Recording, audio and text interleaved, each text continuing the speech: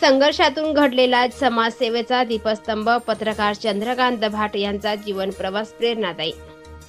शिरोळच्या सामाजिक, शैक्षणिक आणि पत्रकारिता क्षेत्रात गेली अनेक वर्षे उल्लेखनीय कार्य करणारे पत्रकार तथा सामाजिक कार्यकर्ते चंद्रकांत तुकाराम भाट यांचा आज वाढदिवस विविध स्तरातून उत्साहात साजरा होत आहे।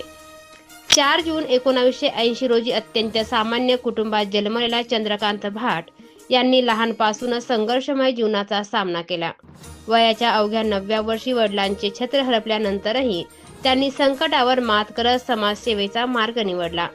गोरगरीब, वंचित आणि गरजू नागरिकांसाठी सातत्याने कार्य करत त्यांनी समाजात आपली वेगळी ओळख निर्माण केली।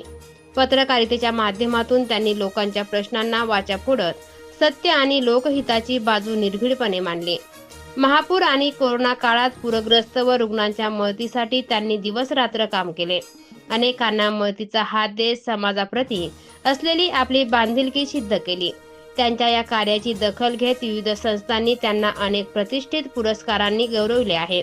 आज दैनिक नवा महाराष्ट्राचे उपसंपादक म्हणून कार्यरत असलेले चंद्रकांत भाट हे पत्रकारिता, समाजसेवा आणि माणुसकीचा सुंदर संगम मानले जातात।